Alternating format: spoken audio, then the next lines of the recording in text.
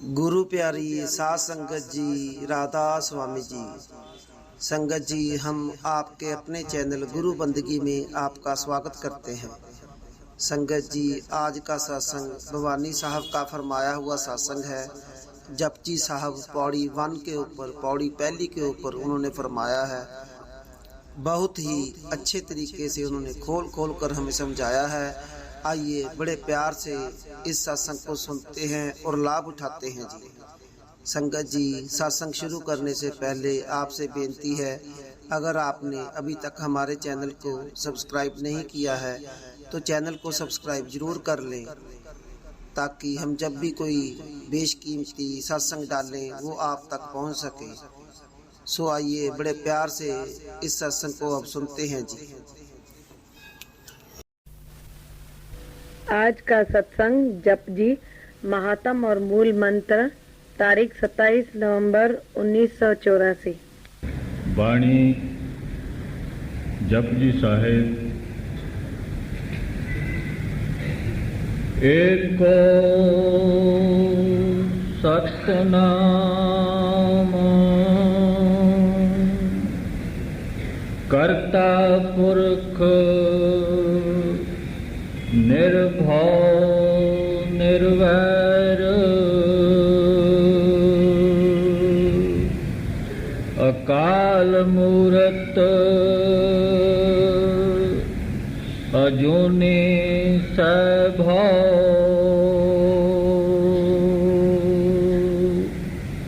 गुर प्रसाद जप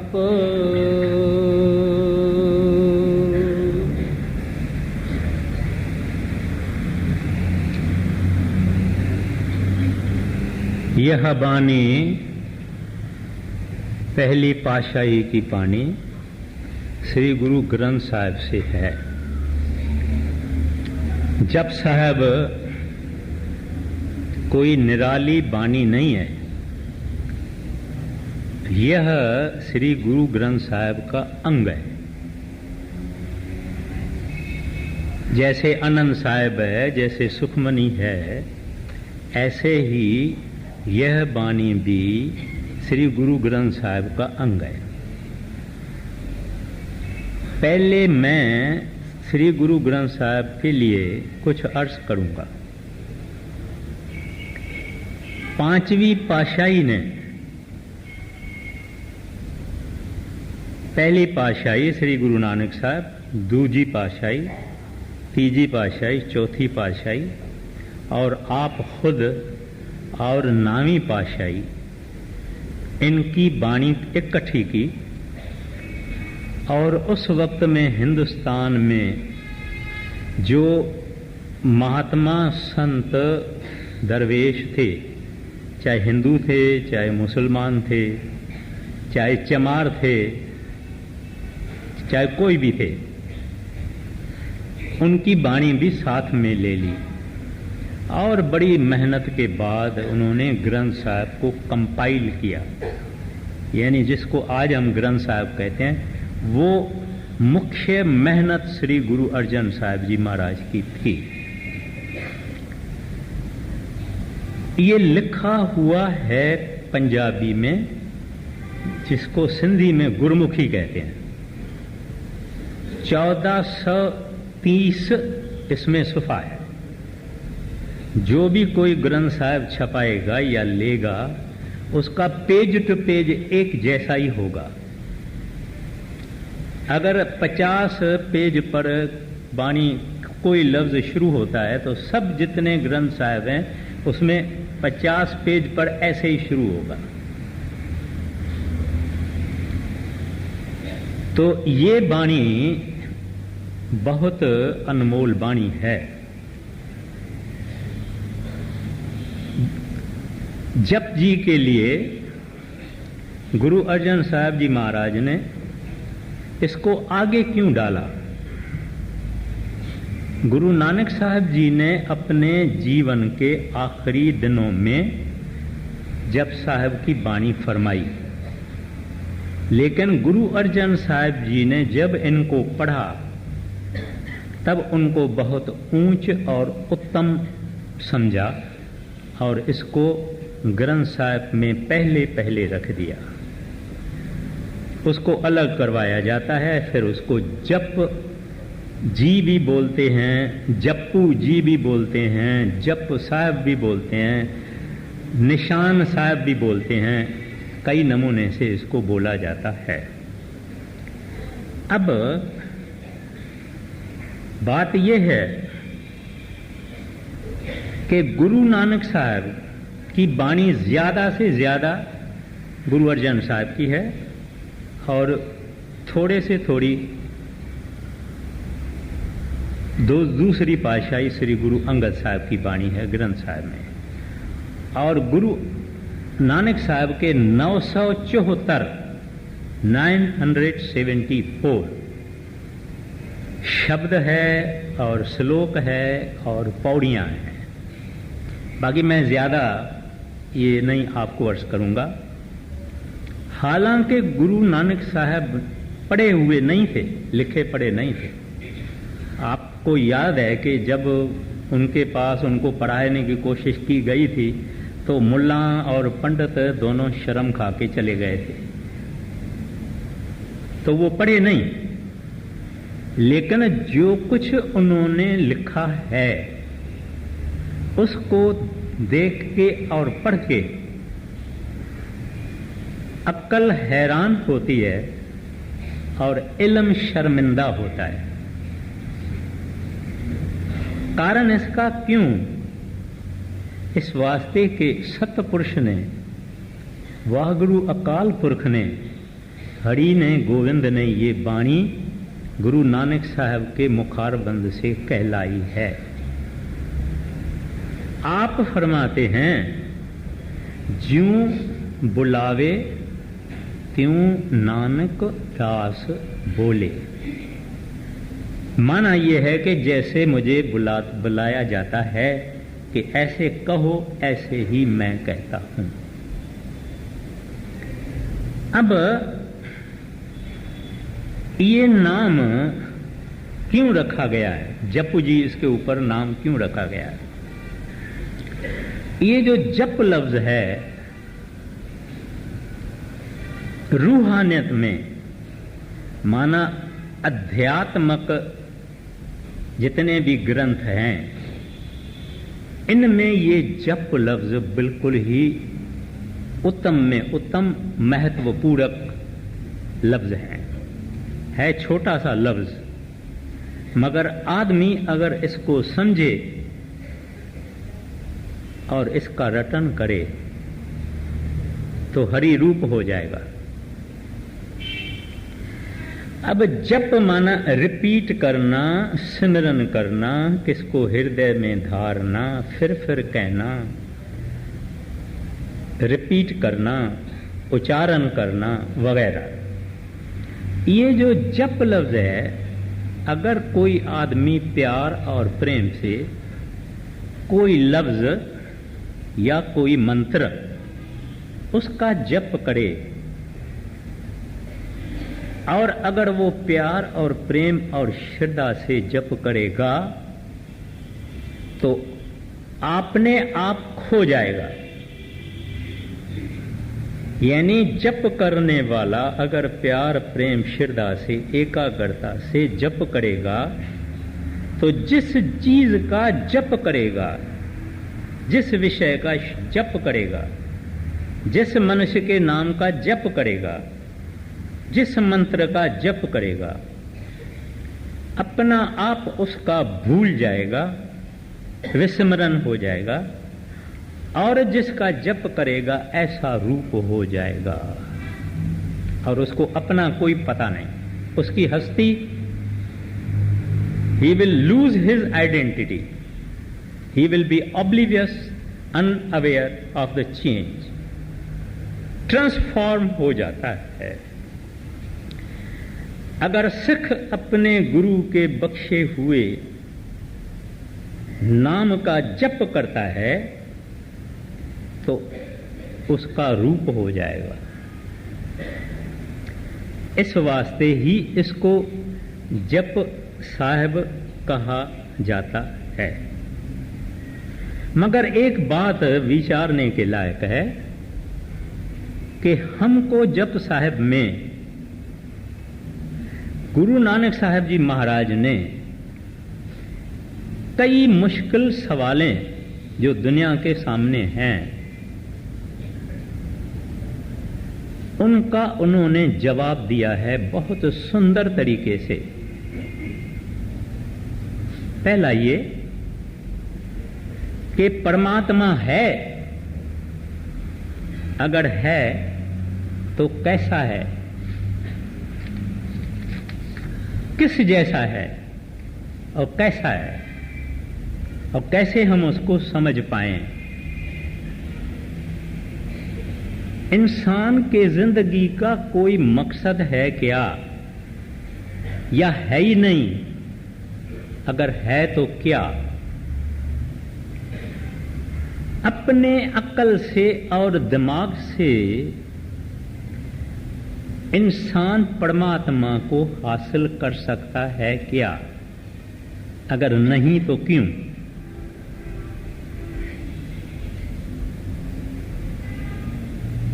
ये जो पृथ्वी है हमारी, सारी सृष्टि जो है, जो साइंस को मालूम है वो भी और जो नहीं मालूम है वो भी, यही सब कुछ है कि और भी कुछ है। और हमारे जैसे इंसान ये यहाँ ही इस अर्थ पर है, पृथ्वी पर है, या और जगहों में भी है। और अगर हैं तो कहां हैं? फिर आखिर में परमात्मा ने ये सारी सब सृष्टि जो किताबों में है और नहीं है कैसे बनाई और कैसे चला रहे हैं। कितने खंड हैं, कितने ब्रह्मांड हैं, किस किस में कौन कौन रहता है, और हम उन खंडों ब्रह्मांडों में जा सकते हैं क्या? ये सब जवाब गुरु नानक साहब जी महाराज ने जपजी साहब में दिए हैं। जपजी साहब एक अनमोल पुस्तक है जिनको पंजाब के रहने वाले और सिंध के रहने वाले सुबह को सवेर उठ के प्यार से और प्रेम से पढ़ते हैं और जप करते हैं। भाई लहणा आपने सुना होगा, जो बाद में गुरु अंगद साहब बने। उन भाई लहणा ने जब वो वैष्णो देवी का दर्शन करके वो पहाड़ों में जाते थे, पहाड़ों में एक गुफा है जहां से गैस निकलती है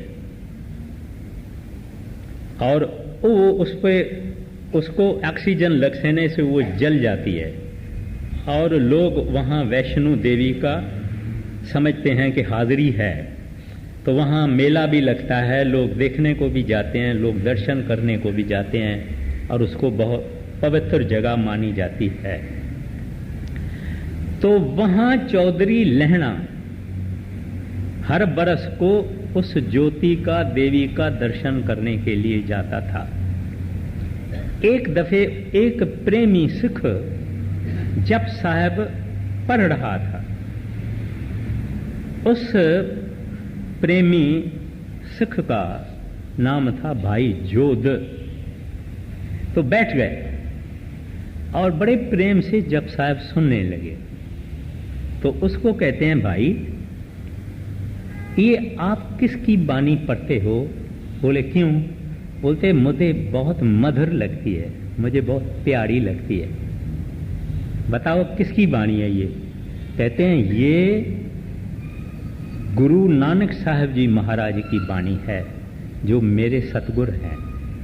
बोले वो कहाँ मिलेगा? कहते हैं वो पहाड़ों के नीचे, उनका कई जगहों पे सत्संग होता है, दर्शन देते हैं वगैरह वगैरह।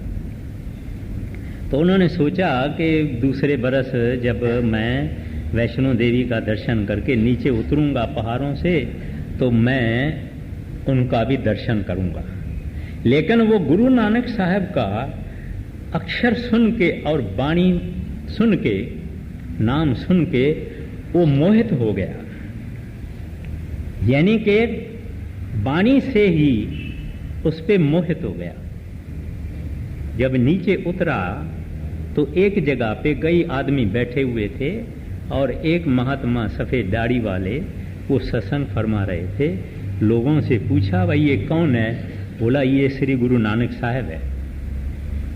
कहते हैं इसके तो तलाश में हूं। तो आगे आगे गए और बैठे और उसी वक्त ही उसके ऊपर मोहित हो गए, यानी आशिक हो गए। फिर घर नहीं गए, फिर गुरु नानक साहब से इजाजत लेके गुरु नानक साहब के घर में गए और घर में उनकी सेवा की, यानी कपड़े धोना, बर्तन मांजना, दांतन काट के आके देना, झाड़ू लगाना, सब कुछ करना। तो गांव के आदमी आए, कहने लगे, महाराज ये तो हमारे गांव का चौधरी है, इसको तो हमको वापस दे दो। बोले, मैंने इसको क्या किया है? मैंने थोड़ी पकड़ के रखा है। भाई लेना, उठो और अपने गांव वालों के साथ जाओ। कहते हैं, महाराज आपके चरण में ही मेरा थांव है, मेरे लिए और कोई थांव नहीं। लहना यहां रहेगा। लेने की जगह लेने ने संभाल ली, लेने को मिल गई। ये मेरी असल जगह है। और आप सब जानते हैं कि बाद में इतनी भक्ति इन्होंने गुरु नानक साहब की, इश्क इतना किया कि गुरु नानक साहब ने इसकी सच्चाई देख के, इसकी रूहानी मेहनत देख के और जो पद इन्होंने हासिल किया वो देख के उन्होंने अपने पुत्रों को गद्दी नहीं दी, लेकिन भाई लेने को गद्दी थी। और शुरू में ही जब पूछा था तुम्हारा नाम क्या है, उन्होंने कहा भाई लेना। कहते हैं तुमने लेना और हमने देना। आखिर में नारियल और पताशे रख के सिर झुका के उनको नमस्कार किया। बोले, भाई लेना, अब तुमको ये गद्दी चलानी है। ये जप साहब की बाणी सुन के, तो ये जो जप साहब की बाणी है ये एक कमाल की बाणी है। अपन आज से 4 बरस पहले ये बाणी ली थी, जनवरी 1980 में, और अभी नवंबर आ गया है, करीबन 4 बरस हो जाते हैं। अब ये बाणी फिर ली जाती है। तो अब जप पर हम आते हैं, क्योंकि हमारा जो संत मत है या गुरु नानक साहब का जो गुरु मत है या वाहगुरु मत है या सिख मत है, वो सब एक प्रैक्टिकल अप्लाइड मत है। यानी इस मत में कुछ लिखना, पढ़ना, याद करना, याद करवाना, सुनाना, सुनना नहीं है, माना इसकी जगह नहीं है। इस मत में जो कुछ संत कहते हैं वो करना, ये मत है। It is the path to become and not to know. It is the path of not information but transformation. यानी आदमी को कुछ और बनना है। ज्ञानी कोई कितना ही होवे, बड़े वेद पढ़े हुए, शास्त्र पढ़े हुए, बहुत कुछ करने वाला हो, अक्लमंद हो, बुद्धिमान हो, लेकिन जब तक इन्होंने कुछ रहत नहीं रही, करनी नहीं की, अभ्यास नहीं किया, साधना नहीं किया, तो खाली है। इस वास्ते जप पर फिर मैं वापस आ जाता हूं कि ये जो जप हमको कहा गया है, क्या कहते हैं? जपू जी या जप जी। तो ये जो जप है ये इंसान को एक अलहदा चीज बना देता है। और सब महात्माओं ने, संतों ने, कबीर साहब ने, रविदास ने सिमरन सिमरन सिमरन, गुरु नानक साहब जी जप कहते हैं, गुरु अर्जन साहब जी महाराज सुखमनी में सिमरन सिमरन कहा है, और आपने जप कहा है। महाराज श्री कृष्ण भी गीता में कहते हैं कि सब यज्ञों में मैं जप यज्ञ हूं। कहते हैं लड़ाई करने वालों में मैं सिकंद हूं, दरख्तों में मैं पीपल हूं। इस तरह से सब बातों में बोलते हैं कि मैं मेहनदार हूं, मुख्य हूं, और कहते हैं यज्ञों में मैं जप यज्ञ हूं। कहते हैं कोई यज्ञ इसका मुकाबला नहीं कर सकता है। फकत इस जप को हम अगर हृदय में पकड़ें और प्यार प्रेम से सतगुरु के बख्शे हुए नाम को जपें तो हम और हो जाएंगे। जैसे बुले शाह कहते हैं, हुण मैं हो गया हौर दा हौड़, ये इंसान हौड़ दा हौड़ हो जाता है। ये सारी कमाल जप की है, सारी कमाल सिमरन की है। ये जपते जपते जपते जपते जपते जपते जपते इसके अंदर ही अजपा जाप शुरू हो जाता है, माना शब्द खुल जाता है। ये जो आपको मिले हैं, हमको मिला है, ये नाम 5 मिले हैं, ये भी वरण आत्मक हैं, आत्मक के तरफ पौड़ियां हैं, टप्पे हैं। जब ये 5 नाम जपते जपते जपते जपते शरीर सुन्न हो जाएगा, सब कुछ पता नहीं लगेगा, ये एक और हस्ती हो जाएगा, तो जप बंद हो जाएगा।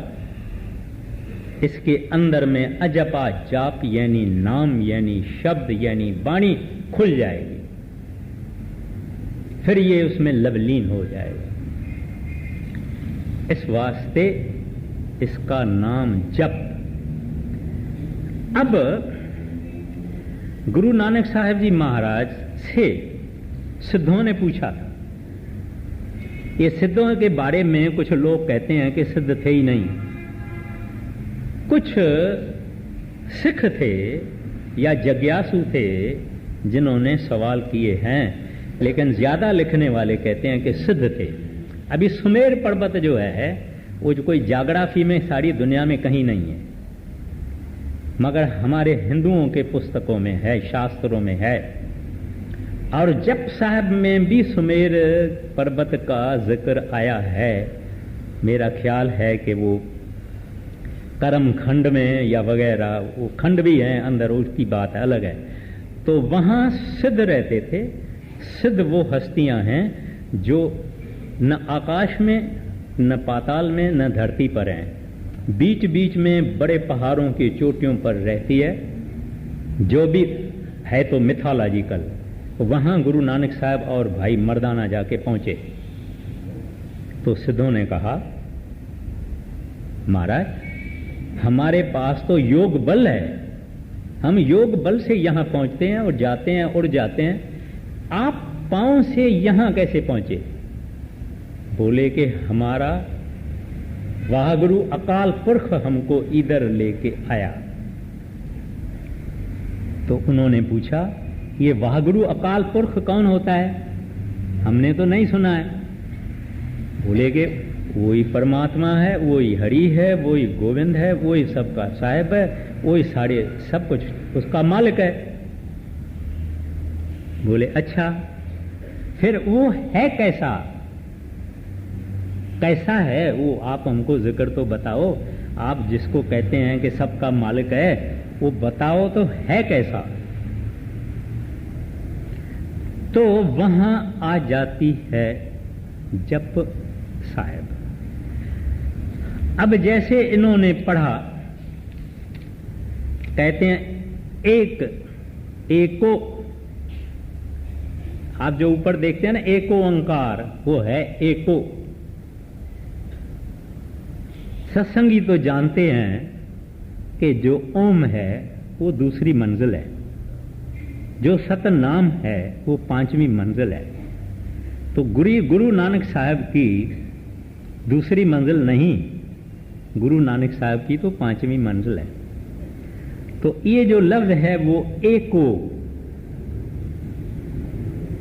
फिर सतनाम कर्ता पुरख निर्भव निर्वैर अकाल मूरत अजूनी स्वयंभव गुर प्रसाद जप।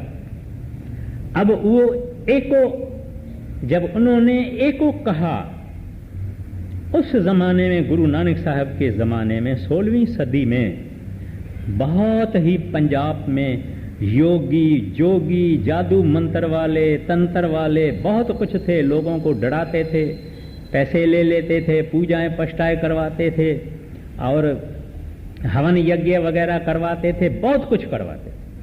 वो अंधेरे का जमाना था। तो कई लोग कई देवी देवताओं की पूजा करते थे। बस पत्थर उठाया, सिंदूर लगाया, 2 आंखें लगा दी, देवता कर दिया, बैठ गए। ऐसा बहुत कुछ था।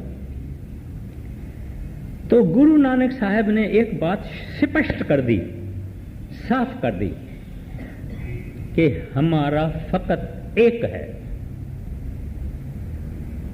प्रभु एक है, वाहगुरु एक है, अकाल पुरख एक है, गोविंद एक है, परमेश्वर एक है, एक ही है, दूजा नहीं, फकत वो एक है।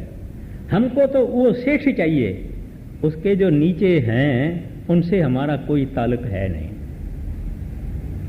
सेठ से सुबत होगी, सब कुछ अपना हो जाएगा, मगर नीचे वालों से सुबत रखने से फायदा नहीं। जब सेठ खड़ा है तो उन्होंने एक्सक्लूसिवली उनको वन कह दिया, एक को, वो एक ही है, वो हमारा इष्ट है, वो हमारा पिता है, माता है, माबूद हकीकी है, हमारा दोस्त है, सब कुछ है, वो एक है।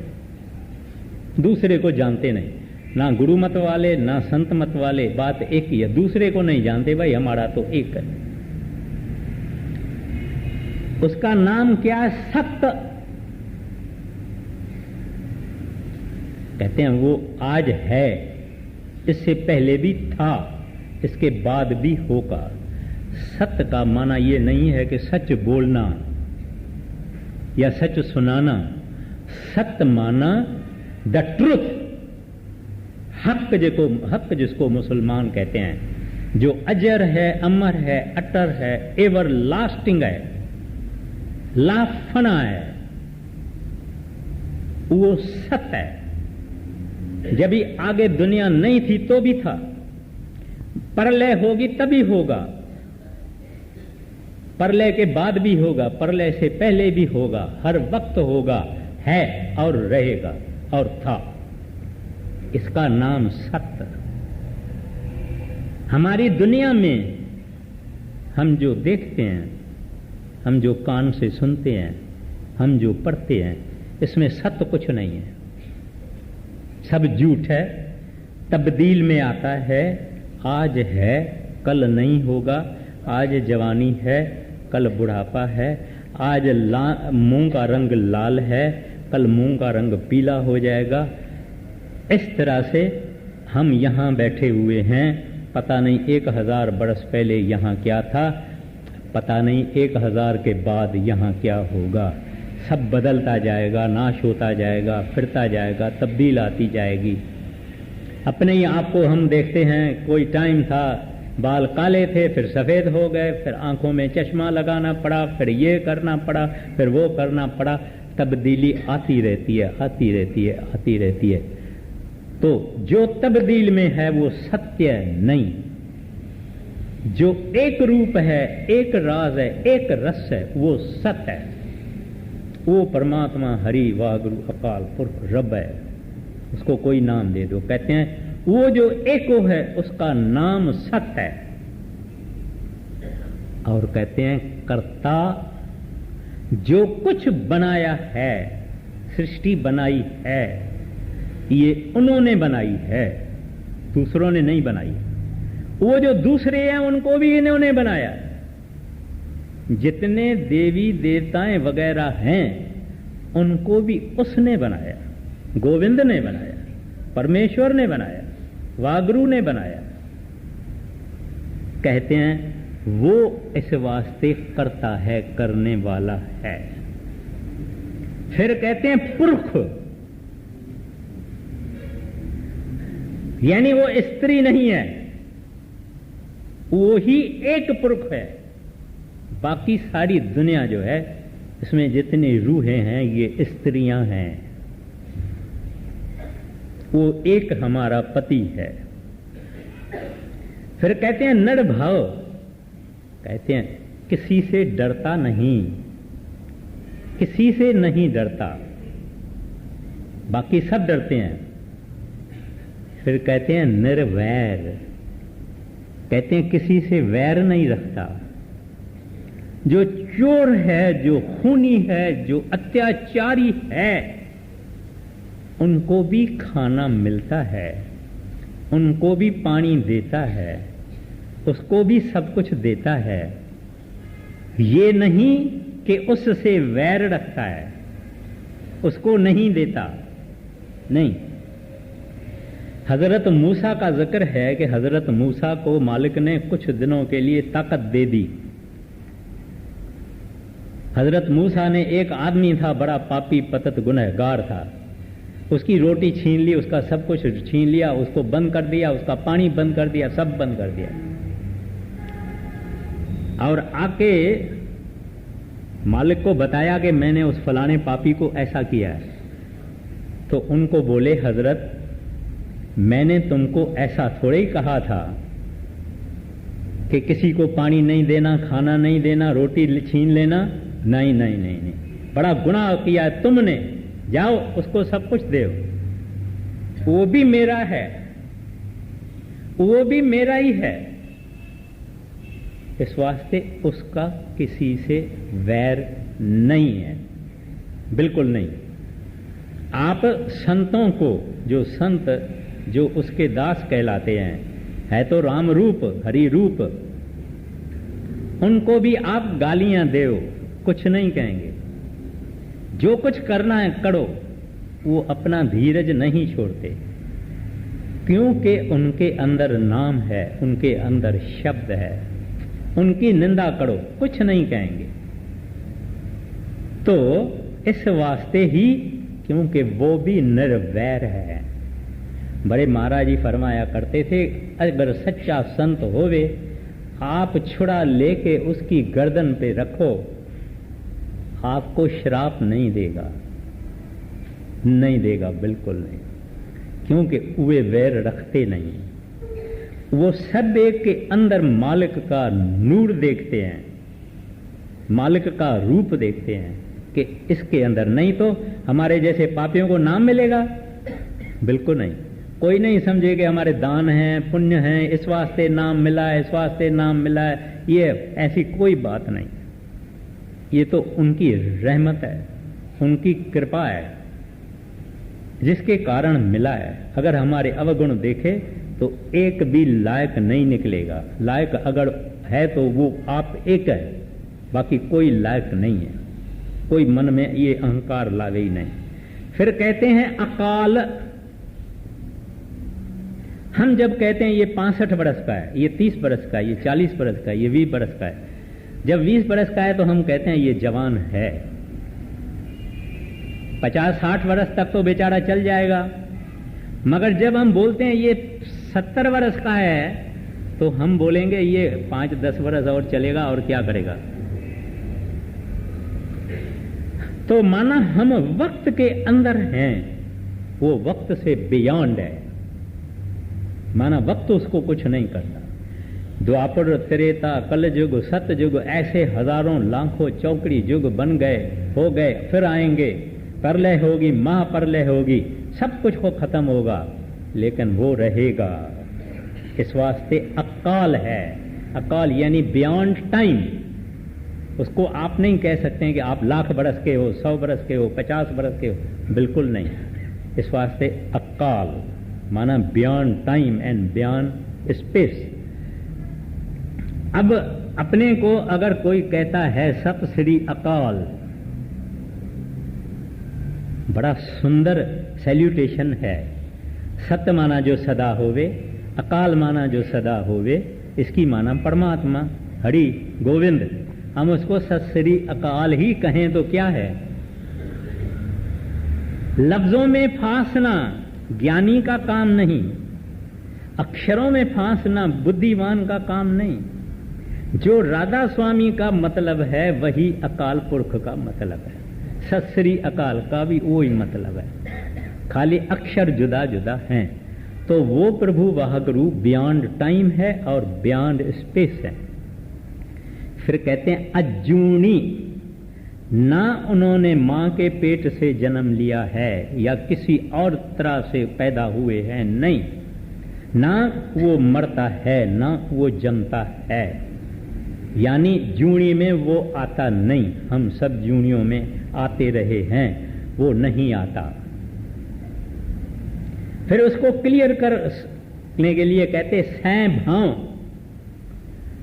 माना खुद ही आपे ही पैदा हुआ है, आपे अपने आसरे पे सेल्फ डिपेंडेंट है, अपने आधार पे रहता है, अपने आपे ही हुआ है, इसको किसी ने पैदा नहीं किया है। देखिए कितने सुंदर वचनों में गुरु नानक साहब जी महाराज, जिनके लिए कहा जाता है कि वो अनपढ़ थे, थोड़े लफ्जों में उन्होंने परमात्मा का जिक्र करके रखा जिसमें से एक ऐब कोई निकाल ही नहीं सकता। स्वयं भाव कहते हैं खुद पैदा हुआ, अपने पांव पे खड़ा है, सेल्फ डिपेंडेंट है। फिर सिद्धों ने पूछा महाराज ये तो आपने बहुत ही विचित्र नमूने से उसका सारा जिक्र कर दिया अपने अकाल पुरख का, लेकिन उससे मिलना होवे तो,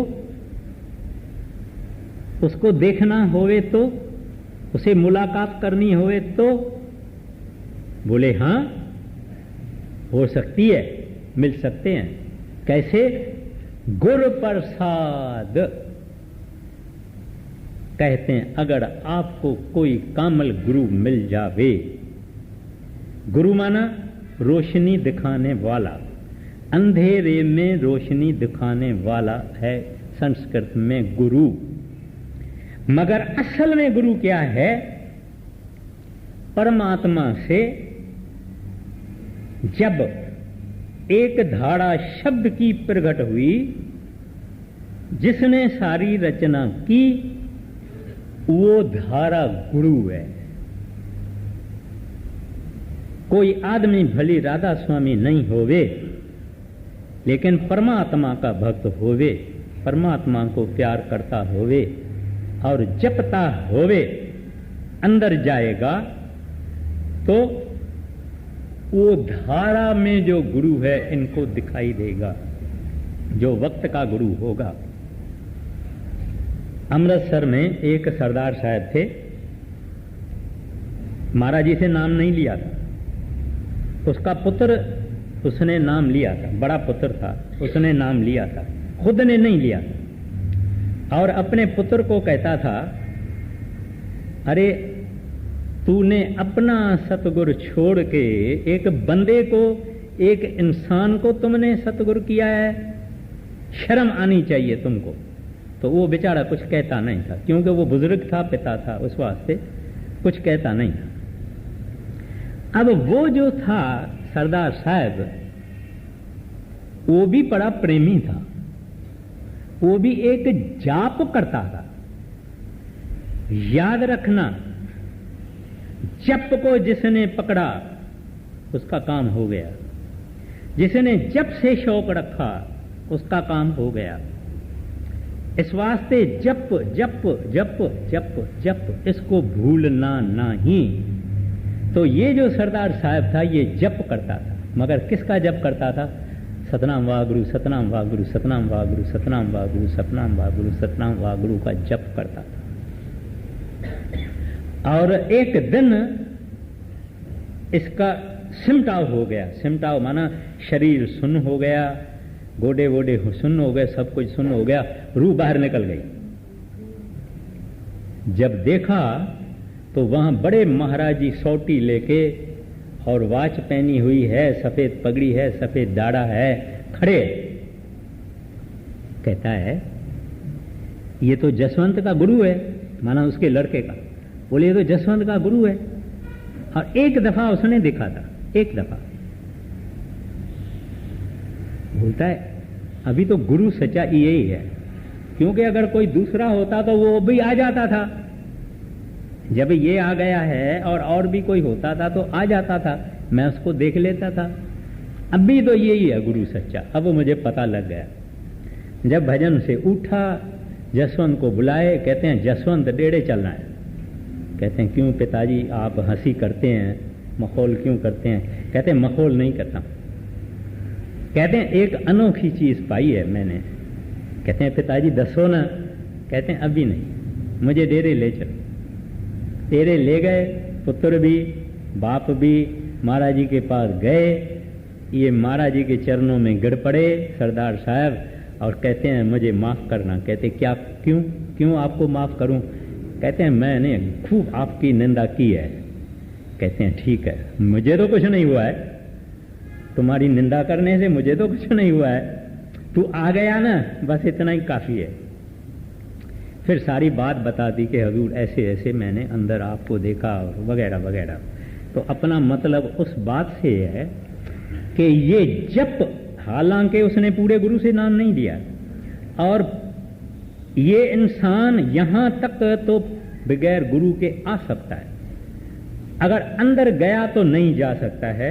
माना ये अभी भी नीचे की मंजिल है, अंदर इसकी संभाल नहीं होगी, कोई मिलेगा नहीं, दरवाजे पे ही ये रोका जाएगा, उस सरहद पर ही रोका जाएगा।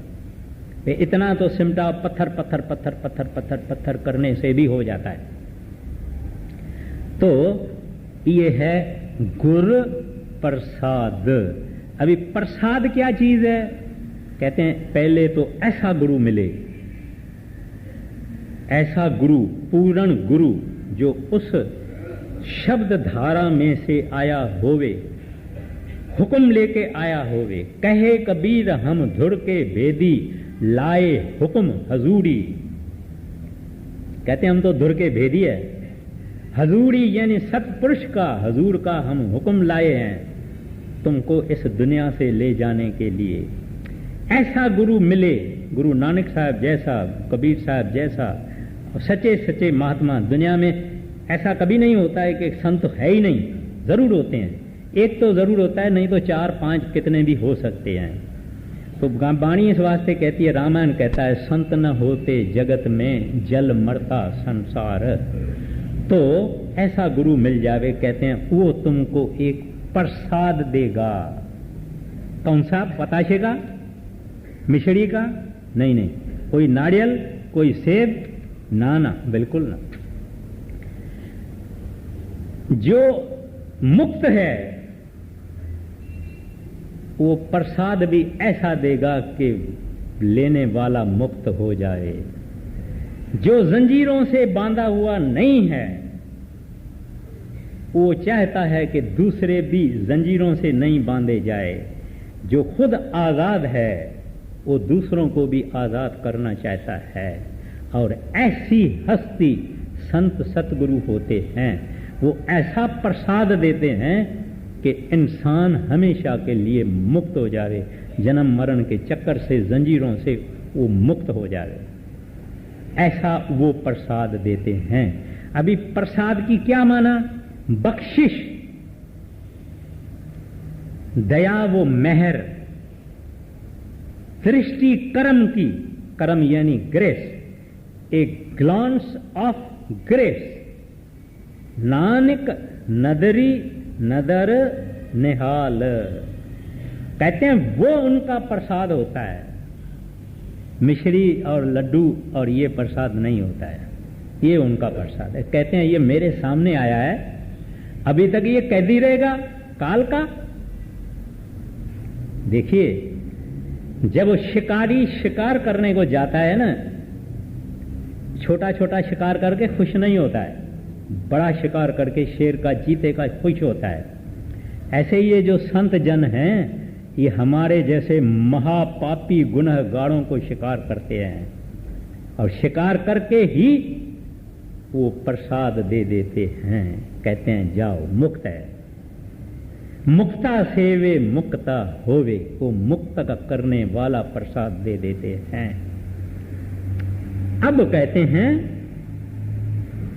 कि ऐसा गुरु जो तुमको देवे, तरीका देवे टेक्निक देवे, साधन देवे, विधि बतावे, उस विधि को तू क्या कर, जप।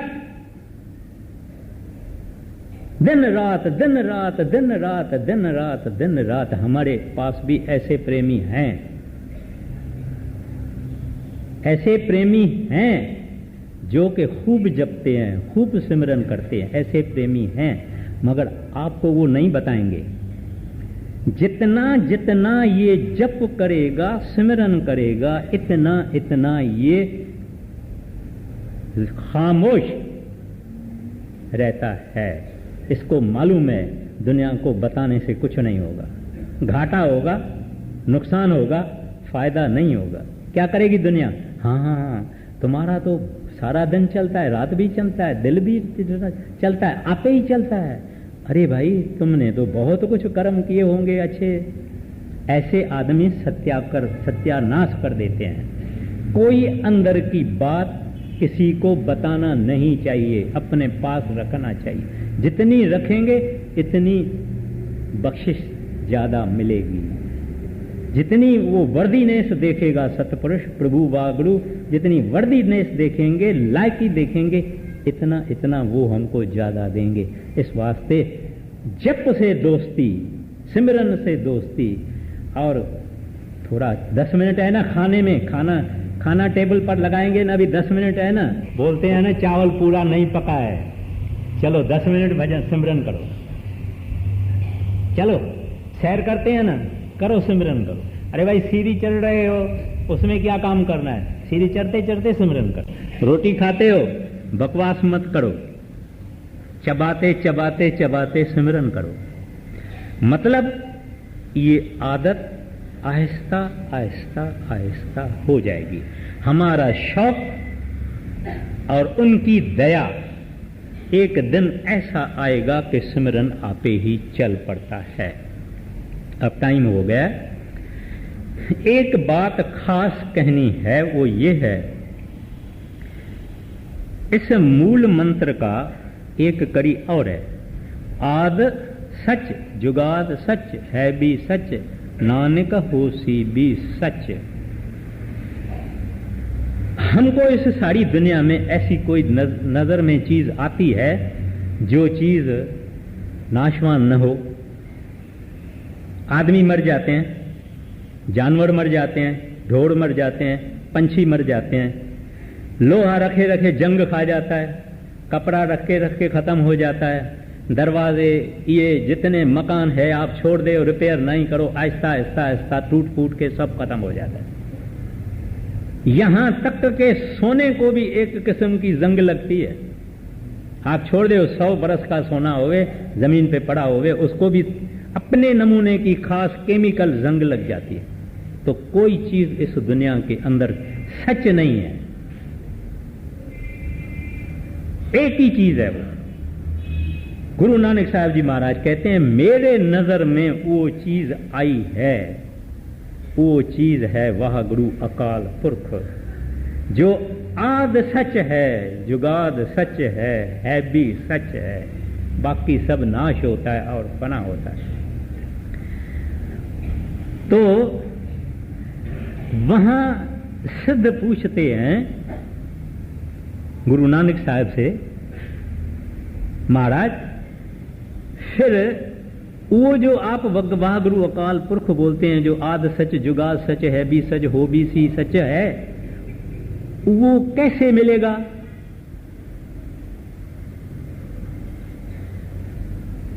सोच करने से ना, सोचे सोच ना हो भाई, कहते सोच करने से भी नहीं मिलेगा। मगर ये पौड़ी 2 है, मैंने फकत 2 लफ्ज किया है। अपना महात्म हो गया, मूल मंत्र हो गया। अभी ये पौड़ी जो है ये आती है, पहली पौड़ी, सोचे सोच न हो वही, ये सोचे लखवार। कहते हैं वो जो आद सच जुगाद सच है भी सच है, कहते हैं उसको आप समझ नहीं पाएंगे, उसका ज्ञान हासिल नहीं कर पाएंगे। आप लाख बार भी अपना दिमाग चलाओ तो आप उसको सोच नहीं सकते हैं कि वो कैसा है। बाकी जब भी दूसरा मंगलवार आएगा तब ये पहली पौड़ी उठाई जाएगी। राधा स्वामी। आज का सत्संग जप जी पौड़ी नंबर 1, तारीख 4 दिसंबर 1984। सोचे सोचना होई, जे सोची लखवार, चुप चुप ना होई,